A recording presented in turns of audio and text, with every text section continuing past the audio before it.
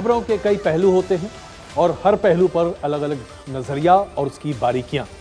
इन बारीकियों को आप सामने लेकर आते हैं हम मिस्टर एनालाइजर।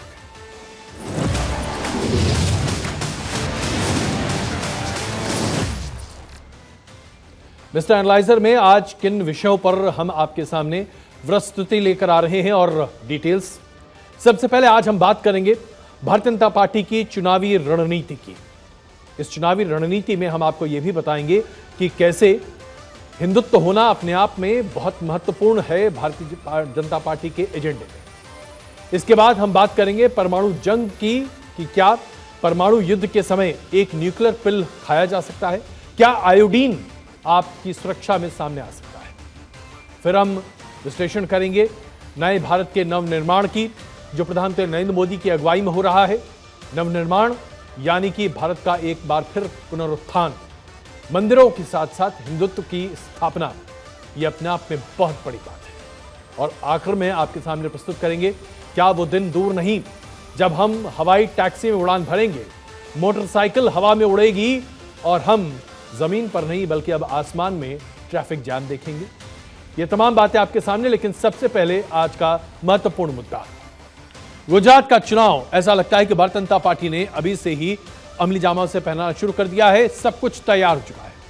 इस साल दिसंबर के पहले या दूसरे हफ्ते तक गुजरात के विधानसभा के चुनाव होने के आसार बड़े पैमाने पर दिखाई दे रहे हैं। अगले साल यानी कि 2023 में मार्च अप्रैल के आसपास जम्मू कश्मीर और कर्नाटक में भी चुनाव होने की बड़ी संभावनाएं हैं। जम्मू कश्मीर में चुनाव को लेकर जो तैयारियां चल रही हैं उसके बारे में भी हम आपसे बातचीत करेंगे, चर्चा करेंगे।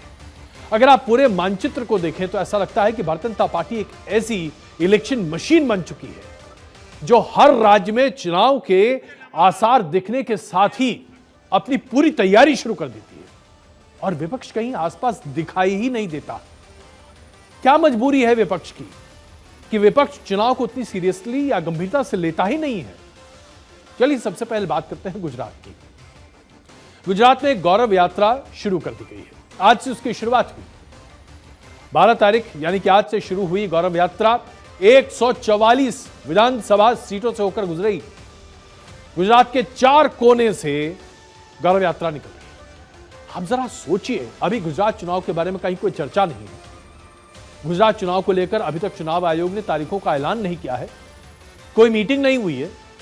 प्रधानमंत्री के 2 दौरे अभी हो चुके हैं और उसके बाद गौरव यात्रा अपने आप में बताता है कि भारतीय जनता पार्टी के कार्यकर्ता और इलेक्शन मशीनरी गुजरात में अपने मिशन 130-140 को पूरा करने के लिए किस तरीके से जुट चुके हैं।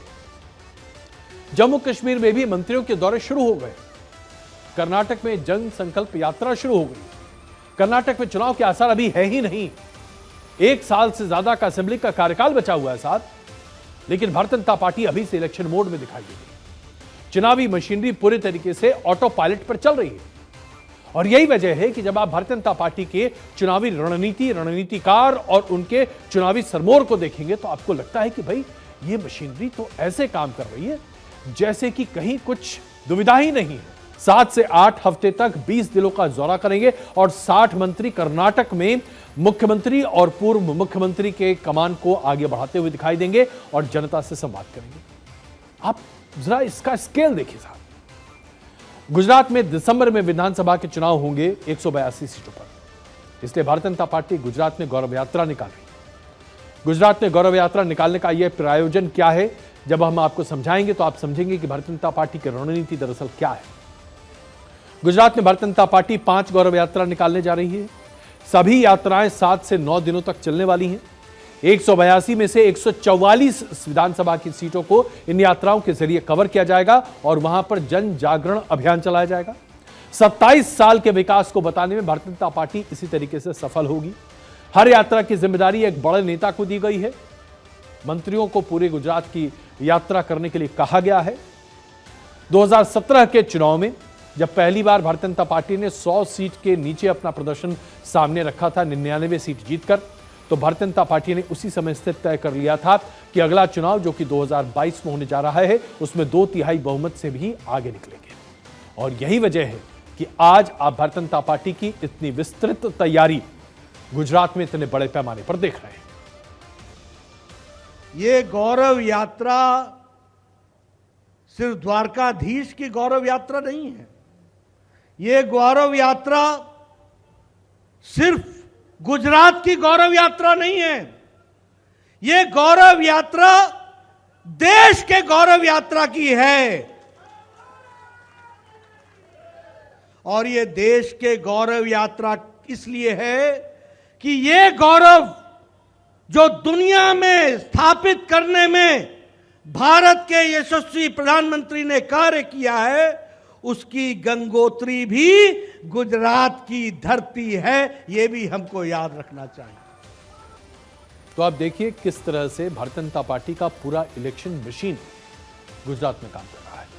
अब आपको जो 5 यात्राएं निकलने जा रही हैं, उनके अलग अलग जो दिशाएं हैं और विश्लेषण उसका क्या है आपके सामने, ताकि आप समझ सकें कि भारतीय जनता पार्टी की तैयारी किस स्तर की है। पहली यात्रा बेचराजी से निकलेगी, जो कि कच्छ तक जाकर समाप्त होगी। ये गुजरात का उत्तरी इलाका, वहां से निकलकर ये कच्छ तक, जो कि एक अलग पूरा इलाका है, वहां तक पहुंचेगी। 9 जिले हैं, 33 सीटों को इसे कवर किया जाएगा। 9 दिन तक इस यात्रा को रखा जाएगा और 9 दिन में 17,730 किलोमीटर की यात्रा तय की जाएगी। इस यात्रा को आज जेपी नड्डा ने रवाना किया है। दूसरी गौरव यात्रा आज ही रवाना की गई। यह यात्रा द्वारका से पोरबंदर तक जाने वाली है। ये देखिए, द्वारका से पोरबंदर तक ये पहुंचेगी। 7 दिनों की ये गौरव यात्रा है। 5 जिलों को भारतीय जनता पार्टी के कार्यकर्ता इसे कवर करेंगे, नेता। 21 विधानसभा की सीटें इसमें सम्मिलित की जाएंगी। 876 किलोमीटर की यात्रा है और जो यात्रा है यह अपने आप में बता रही है कि कैसे इस इलाके को पूरे तरीके से भारतीय जनता पार्टी चार्ज करने की कोशिश करे। तीसरी गौरव यात्रा खुद गृह मंत्री और गुजरात के सांसद अमित शाह रवाना करेंगे। यह यात्रा झारखंड से सोमनाथ तक जाएगी। 8 दिनों तक यात्रा चलेगी, 9 जिलों को कवर करेगी और 24 विधानसभा सीटों को कवर करने के साथ 1090 किलोमीटर की यात्रा पूरी हो। चौथी यात्रा जो गुजरात में गौरव यात्रा शुरू हो रही है, वो 19 से फगवेल तक जाएगी। यह यात्रा 13 जिलों की होगी। 35 सीटें यहां कवर हो जाएंगी इस यात्रा के अंदर। 9 दिनों तक चलने वाली इस यात्रा में 1000 किलोमीटर की दूरी तय की जाएगी और तमाम भारतीय जनता पार्टी के वरिष्ठ नेता और कार्यकर्ता इस यात्रा में सम्मिलित। अंतिम और 5वीं यात्रा भारतीय जनता पार्टी के लिए इस चुनाव में निकलेगी 19 से, जो कि अंबाजी तक जाएगी। अंबाजी वही जगह जहां पर प्रधानमंत्री नरेंद्र मोदी ने जाकर नवरात्र के समय आरती की थी। भगवान बिरसा मुंडा आदिवासी यात्रा इसे कहा जा रहा है। इसका उद्देश्य आदिवासी क्षेत्र में अपने आप को बहुत रेलेवेंट बनाना और आदिवासियों को भारतीय जनता पार्टी की अगुवाई की सरकार की उपलब्धियों से अवगत कराने के साथ साथ जोड़ना है। वासदा से लेकर बनासकाठा तक ये पूरा इलाका आदिवासी बहुल है और इसमें भारतीय जनता पार्टी 13 जिलों को कवर करेगी। 35 विधानसभा सीटें और 9 दिनों तक चलने वाली यात्रा 1168 किलोमीटर की होगी। अब देखिए किस तरह से पूरा विस्तृत प्लान है। क्या अभी तक आपने कांग्रेस की किसी यात्रा के बारे में चर्चा सुनी है? क्या आपने सुना है कि आम आदमी पार्टी कुछ यात्राएं कर रही है और लोगों को प्रभावित करने की कोशिश कर रही है? इन तमाम इलाकों में भारतीय जनता पार्टी अपने आप को कमजोर मानती है और भारतीय जनता पार्टी ऐसा मानती है कि इस इलाके में अगर वो आगे बढ़ेगी, खास करके 19 से अंबाजी तक के जो विधानसभा क्षेत्र हैं, जिसमें 24 विधानसभा सीटें आती हैं, इसमें से भारतीय जनता पार्टी के पास केवल 7 सीटें हैं और भारतीय जनता पार्टी अपने प्रदर्शन को इस इलाके में बेहतर करना चाहती है। 2002, 2012, 2017 इन तमाम सालों में यहां पर गुजरात गौरव यात्रा निकाली गई है और भारतीय जनता पार्टी अपने प्रदर्शन को बेहतर कर यहां पर अपना सिक्का जमाना चाहती है। 2017 के चुनावी आंकड़ों पर एक बार फिर आप देखिए नजर डालते हुए, भारतीय जनता पार्टी को 99 सीटों पर सफलता मिली थी। कांग्रेस के 70 सीटें आई थी। आम आदमी पार्टी ने अपना यहां पर खाता खोलते हुए 1 सीट हासिल किया था और अन्य के खाते में 5 सीटें थी। लेकिन अब हम आपको दिखा रहे हैं भारत 24 ने कैसे कुछ दिनों पहले ही जो गुजरात में सर्वे किया था, उसके आधार पर हमने पाया था कि भारतीय जनता पार्टी अगर आज चुनाव के अखाड़े में उतर जाए तो गुजरात में 135 से ज्यादा सीटें जीत सकती है। यानी कि जनता का विश्वास है। इसके बावजूद भारतीय जनता पार्टी किसी भी तरीके से अपने मोमेंटम को छोड़ना नहीं चाहती। आप देखिए, यह स्थिति थी जो कि 182 सीटों की हमने जब ओपिनियन पोल किया था उसमें सामने रखा था। लेकिन इस मोमेंटम को भारतीय जनता पार्टी छोड़ने को तैयार नहीं है। भारतीय जनता पार्टी इसे रीइंफोर्स करना चाहती है। देखिए, चुनाव के समय इस बात को लेकर सबसे पहले जब हिटलर का शासनकाल चल रहा था और उस वक्त हॉब्सियन फिलॉसफी एक थी जो ये कहती थी कि एक ही चीज बार बार अपने मतदाताओं के पास लाकर आप रखते चले जाइए, ये बात उसके दिमाग में बैठ जाती है। और ये एक बहुत बड़ी सोच है। इसी का फायदा कई मौकों पर कई जगह इस्तेमाल किया गया, जैसे कि टर्की में एर्दोगान की जो सरकार है उसका एक ही मोटो है, वो बार बार ये साबित करती है कि एक इस्लामिक शासक है जो कि इस्लामिक रूल टर्की में लाना चाहता है, उदारवाद को खत्म करना चाहता है। और यही बात लोगों के दिमाग में पिछले 17 साल से भरी जा रही है और आज एर्दोगान को कोई वहां से हटा नहीं सकता। कुछ यही चीज गुजरात में नरेंद्र मोदी की अगुवाई के साथ साथ पूरे भारतीय जनता पार्टी के मशीनरी का काम है। आप सोचिए, प्रधानमंत्री नरेंद्र मोदी की कितनी गुजरात की यात्राएं हो चुकी हैं। वजह बिल्कुल साफ है। प्रधानमंत्री नरेंद्र मोदी ने महसाणा का दौरा किया है, कई अन्य जगहों तक पहुंचे हैं।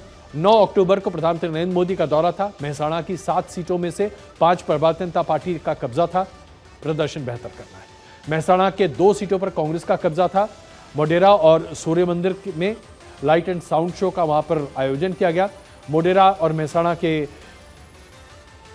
बेचराजी विधानसभा सीट है और 2017 में यह सीट कांग्रेस के खाते में गई थी। गौरव यात्रा की शुरुआत महसाणा से की जा रही है। महसाणा के बहुचारी मंदिर से गौरव यात्रा निकाली जा रही है और बहुचारी यात्रा की जो ये शुरुआत है ये बताता है कि किस तरह से सोचकर सारी चीजें की जा रही है। जरा देखिए कितने माइन्यूट लेवल की प्लानिंग है ये। प्रधानमंत्री नरेंद्र मोदी का फोकस फिर बनासकांठा भी रहा। इसका लिंक भारतीय जनता पार्टी के मिशन गुजरात से कैसे जुड़ता है ये अब आपके सामने प्रस्तुत करते हैं। 30 अक्टूबर को अंबाजी के मंदिर में प्रधानमंत्री नरेंद्र मोदी पूजा करने पहुंचे थे। नवरात्र का वो दिन था। बनासकांठा के दाता विधानसभा में कांग्रेस ने अपना कब्जा जमाया था 2017 में। 2017 में बनासकांठा में भारतीय जनता पार्टी को केवल 2 सीटें मिली थीं। कांग्रेस ने यहां पर 6 में से 1 सीट हासिल की थी, 6 सीटें हासिल की थी और 1 सीट पर जिग्नेश मेघवानी भी जीते थे।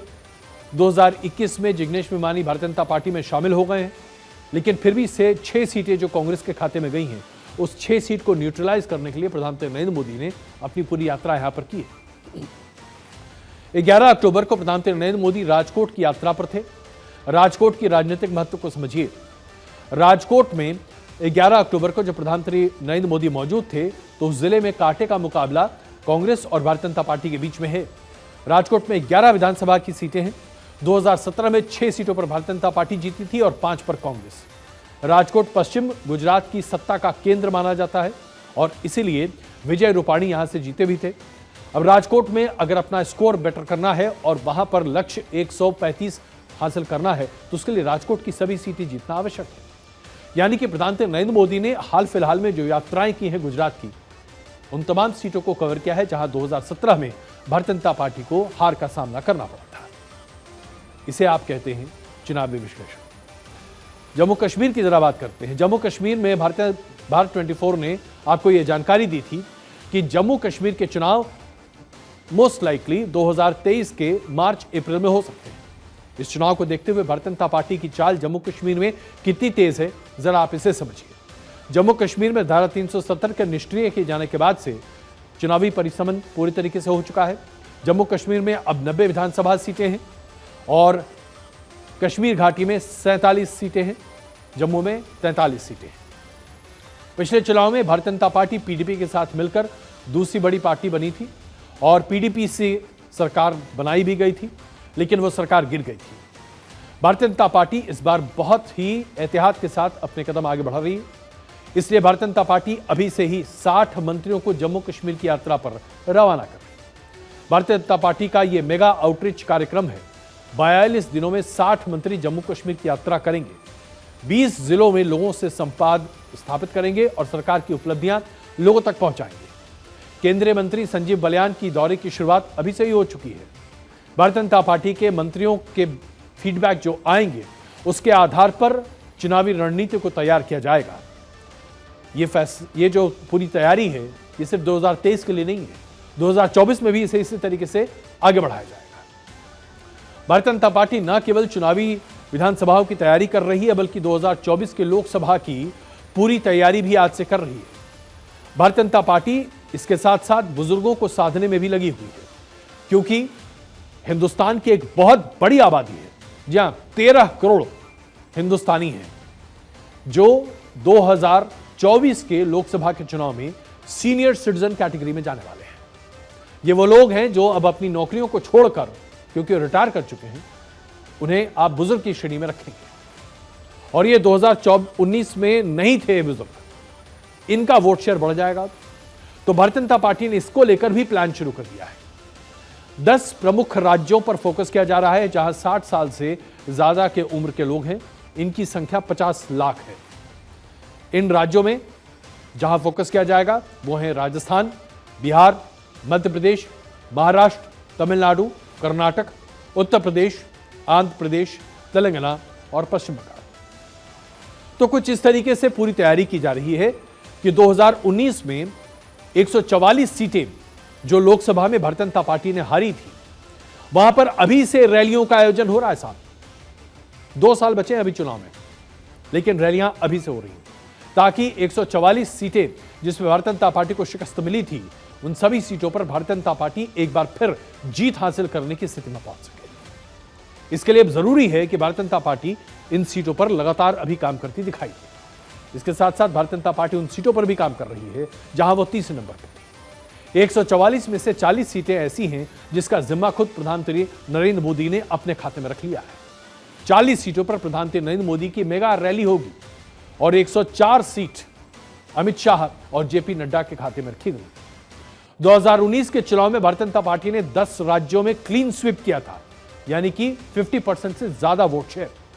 लेकिन 11 राज्य ऐसे भी थे जहां भारतीय जनता पार्टी अपना खाता नहीं खोल पाई थी। इन सभी राज्यों में भारतीय जनता पार्टी अपनी पैठ बढ़ाना चाहती। जनाब, इसे कहते हैं एक इलेक्शन मशीनरी, जो कि न सिर्फ इस साल यानी कि 2022 के होने वाले चुनाव की तैयारी कर रहा है, बल्कि 2023 के विधानसभा चुनाव के साथ साथ 2024 के लोकसभा के चुनाव की तैयारी भी पूरी कर रहा है। और ये विपक्ष के सामने एक बहुत बड़ी चुनौती है कि क्या भारतीय जनता पार्टी की इस तैयारी का मुकाबला विपक्ष की किसी भी पार्टी के पास करने की योजना भी है।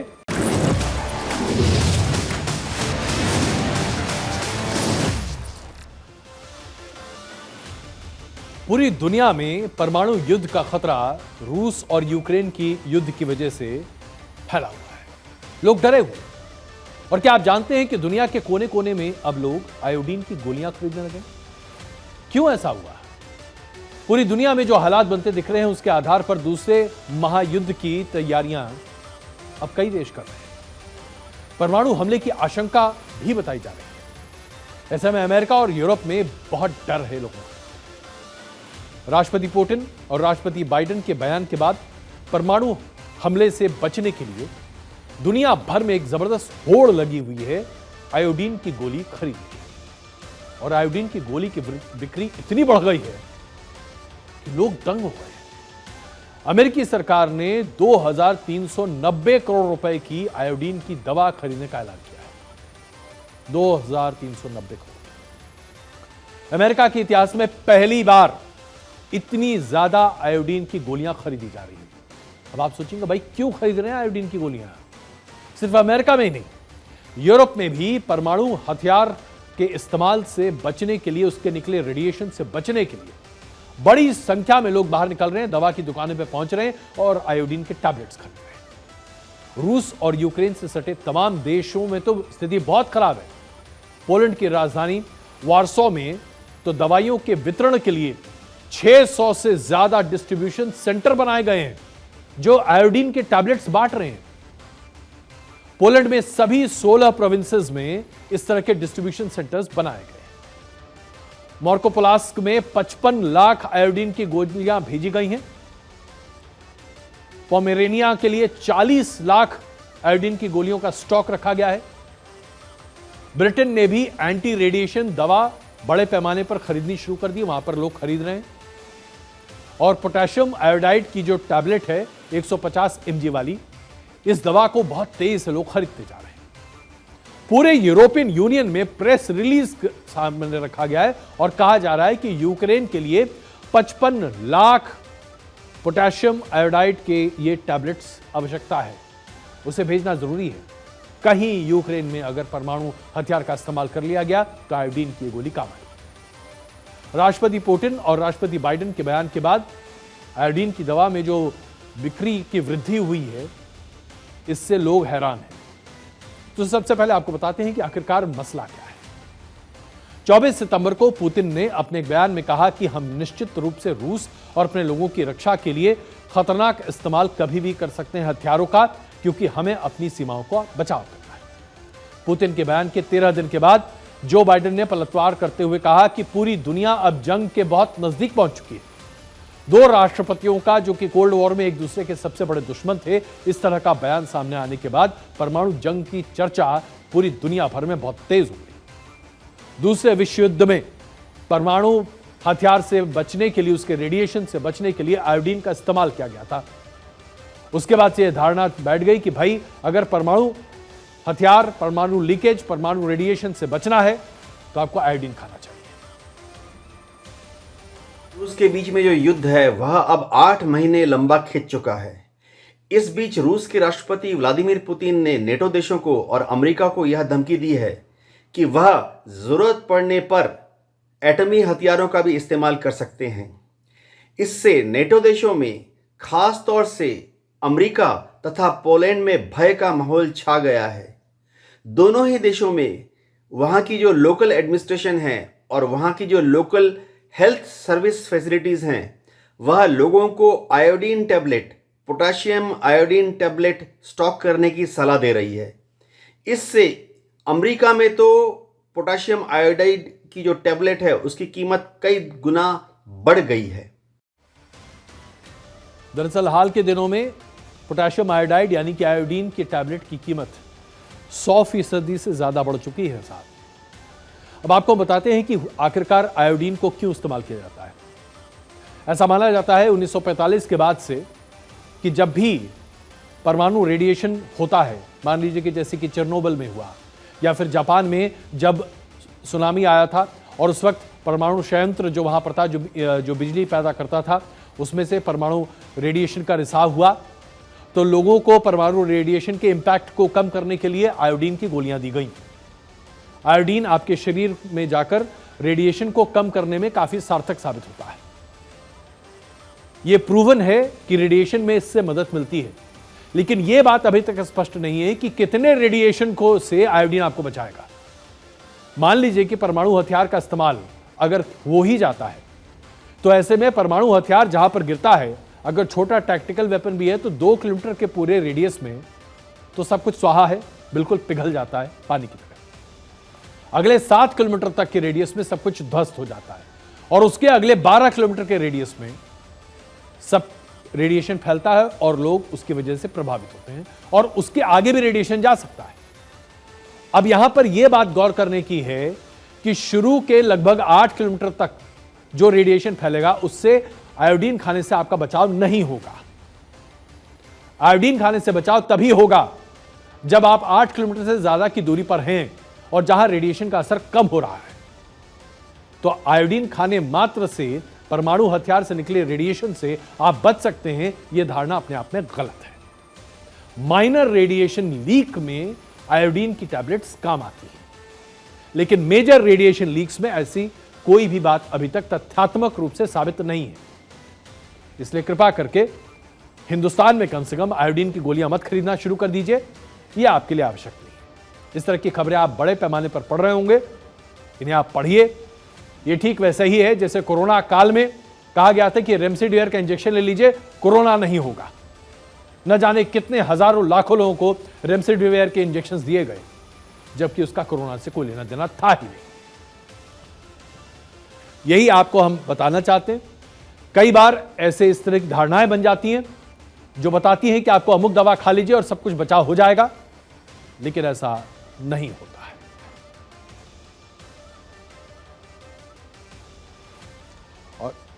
और यहां पर हम एक छोटा सा ब्रेक ले रहे हैं।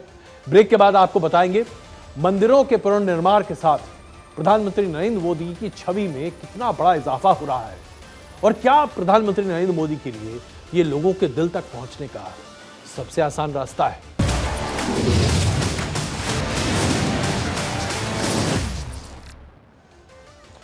प्रधानमंत्री नरेंद्र मोदी शिव भक्त हैं। उनकी शिव भक्ति पर कहीं किसी को कोई शक नहीं है और हमने देखा कि उज्जैन में उनका कल का स्वरूप क्या था।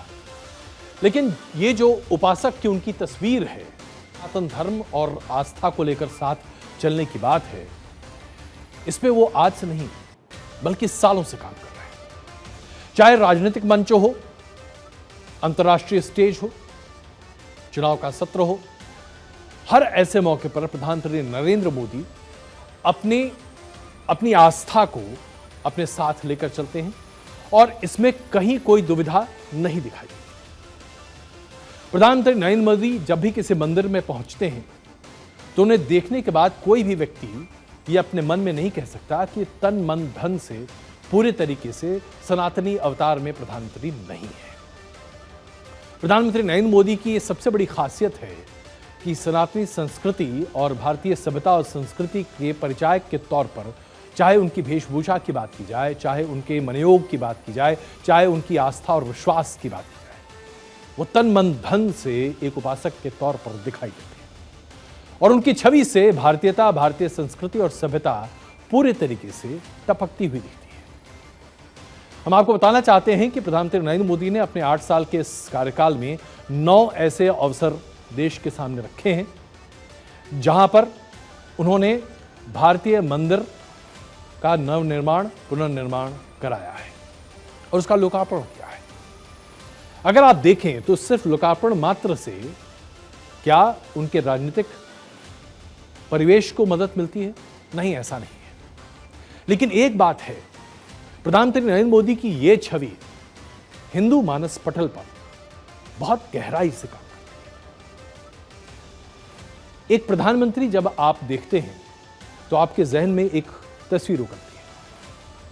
अभी तक हिंदुस्तान ने ऐसे प्रधानमंत्री को देखा जो सर्वधर्म संभव की स्थिति में को दिखाते हुए बैलेंसिंग एक्ट के तौर पर आगे चलते थे। प्रधानमंत्री नरेंद्र मोदी ने इस छवि में छोटा सा बदलाव किया।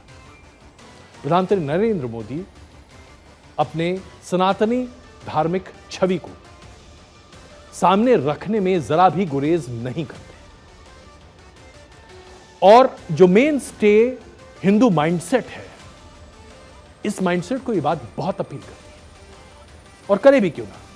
जब आपको लगता है कि देश का इतना बड़ा नेता आपकी तरह ही व्यवहार कर रहा है, उसका आचरण आपकी तरह ही है, मंदिर में पहुंचने के बाद उसकी वैसी ही आस्था है, भगवान में उसकी वैसी ही आस्था है, जब वो पूजा करते हैं तो उसी तरह की आस्था दिखाई देती है, तो इससे एक आइडेंटिफिकेशन शुरू होता है और ये आइडेंटिफिकेशन बहुत बड़े पैमाने पर, गहरे तौर पर एक वोटर के माइंड पर काम करता है और यहीं से एक छवि उकरती है और ये छवि एक आदमी को, एक शख्सियत को, एक पर्सनालिटी को हमेशा के लिए उसके वोटर के दिमाग में लाकर खड़ा कर देती है। तो आइए आज आपके सामने प्रस्तुत करते हैं कि ऐसे कौन कौन से मौके आए जब प्रधानमंत्री नरेंद्र मोदी ने अपनी इस छवि को लोगों तक न सिर्फ पहुंचाया बल्कि मजबूती से उनके दिमाग में फिट भी किया।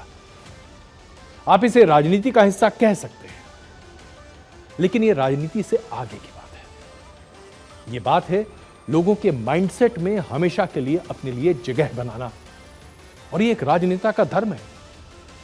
आप चाहे पुरातन काल में देख लीजिए, पुरातन काल में भी तमाम राजा महाराजा इस तरह की प्रदर्शन को अपने राजस्व का हिस्सा मानते थे। हम सब जानते हैं कि राजा विक्रमादित्य को लेकर किस तरह से एक छवि थी 600 ईस्वी, और यह छवि बताती है कि हिंदुत्व, सनातन धर्म और उसे लेकर आगे बढ़ने की बात कैसे की जा सकती है। माइंडसेट है, इस माइंडसेट को समझना पड़ेगा। तो आइए इस माइंडसेट को आपके सामने डिकोड करते हैं। उज्जैन में महाकाल लोक में आपने प्रधानमंत्री को देखा, वाराणसी के काशी विश्वनाथ कॉरिडोर में आपने प्रधानमंत्री को देखा, सोमनाथ में सोमनाथ मंदिर कॉम्प्लेक्स में प्रधानमंत्री को आपने देखा, अयोध्या में राम मंदिर निर्माण और वहां पर उसके भूमि पूजन में प्रधानमंत्री नरेंद्र मोदी को आपने देखा, कश्मीर में मंदिरों का पुनर्निर्माण हो वहां पर आप मोदी जी को देखेंगे। केदारनाथ में केदारनाथ कॉम्प्लेक्स का पुनर्निर्माण और केदारनाथ मंदिर के पूरी भव्यता की बात हो, प्रधानमंत्री नरेंद्र मोदी को आप वहां देखेंगे।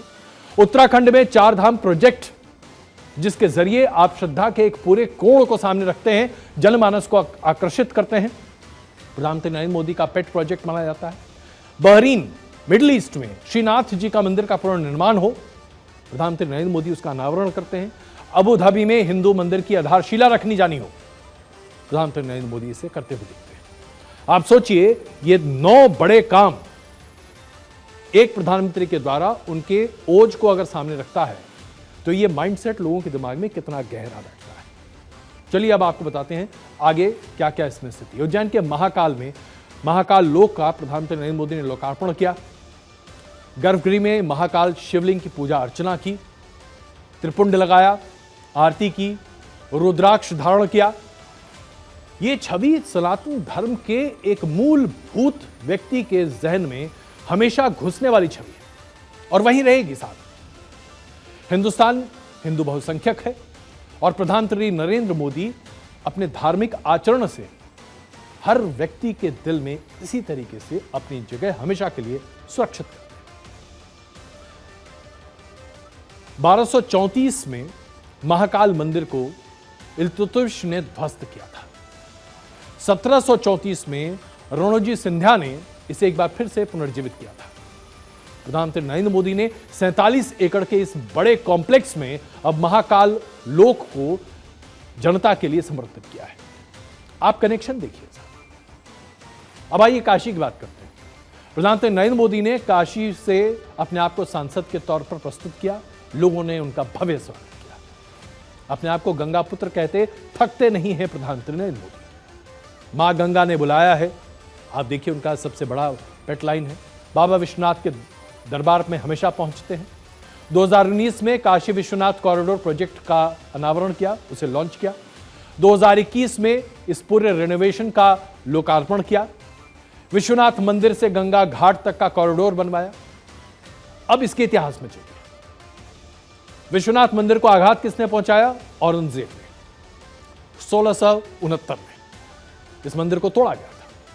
1780 में अहिल्याबाई होलकर ने इस मंदिर का पुनर्निर्माण कराने की कोशिश की और उसके बाद बड़े ही प्रामाणिक तरीके से कौन इस मंदिर के पुनर्निर्माण में सामने आता है? प्रधानमंत्री नरेंद्र। अब आइए हम बात करते हैं गुजरात के सोमनाथ। सोमनाथ भी ज्योतिर्लिंग है। सोमनाथ मंदिर पर मोहम्मद गजनवी ने कई बार ध्वस्त किया। प्रधानमंत्री के साथ साथ यहां पर जो नेतृत्व उनका रहा, उसने मंदिर कॉम्प्लेक्स को बहुत बड़े पैमाने पर भव्यता के साथ यहां पर रखा। इसमें कोई शक नहीं है कि आजादी के तुरंत बाद सोमनाथ मंदिर के पुनर्निर्माण का काम बड़े पैमाने पर शुरू हुआ था, लेकिन उसे एक नया अनावरण देना, एक नए संदर्भ में प्रस्तुत करना, यह बताता है कि प्रधानमंत्री नरेंद्र मोदी ने इसके सौंदर्यीकरण का जिम्मा कैसे अपने ऊपर लिया। अगस्त 2021 में 3 अहम प्रोजेक्ट का उद्घाटन उन्होंने किया। इसके तहत पार्वती माता मंदिर का उद्घाटन किया गया, दर्शन पथ और एग्जीबिशन सेट का लोकार्पण किया गया। अब देखिए ये पूरा गुजरात के संदर्भ में। अब आइए बात करते हैं अयोध्या की। भारतीय जनता पार्टी राम मंदिर आंदोलन की अगुवाई करती रही, इसमें तो किसी को कभी कोई दुविधा नहीं रही। भारतीय जनता पार्टी की राजनीतिक यात्रा या यूं कहें कि इस आंदोलन की शुरुआत ही भारतीय जनता पार्टी के लिए सबसे बड़ी बात थी। लेकिन प्रधानमंत्री नरेंद्र मोदी ने इस आंदोलन में अपनी जो भी भूमिका निभाई, प्रधानमंत्री रहने के पहले अपने कार्यकाल में उन्होंने इस मंदिर के निर्माण का जो बड़ा फैसला उससे समर्थित किया सर्वोच्च अदालत के निर्णय के बाद, वो बताता है कि उनकी सनातनी छवि कितने बड़े पैमाने पर लोगों के सामने आती है। अगस्त 2020 में प्रधानमंत्री नरेंद्र मोदी ने राम मंदिर का शिलान्यास किया। अयोध्या में भव्य राम मंदिर के निर्माण की बात शुरू हुई और उसके साथ ही एक आस्था की गंगा भी बही। अब राम मंदिर को लेकर देखिए क्या किया गया। 1528 में इसे ध्वस्त किया गया था और उसके बाद सुप्रीम कोर्ट के आदेश के बाद यहां फिर से काम शुरू हुआ। और जब काम शुरू हुआ तो सामने कौन आता है? प्रधानमंत्री नरेंद्र मोदी। प्रधानमंत्री नरेंद्र मोदी के दूसरे कार्यकाल में आते ही जम्मू कश्मीर में सबसे पहले धारा 370 को निष्क्रिय किया जाता है, जिसके बाद प्रधानमंत्री की अगुवाई में कश्मीर में मंदिरों के पुनर्निर्माण का कार्य बड़े पैमाने पर शुरू होता है। 31 साल बाद फरवरी 2021 को शीतलानाथ मंदिर के पाट खुलते हैं और घाटी में जश्न मचता है।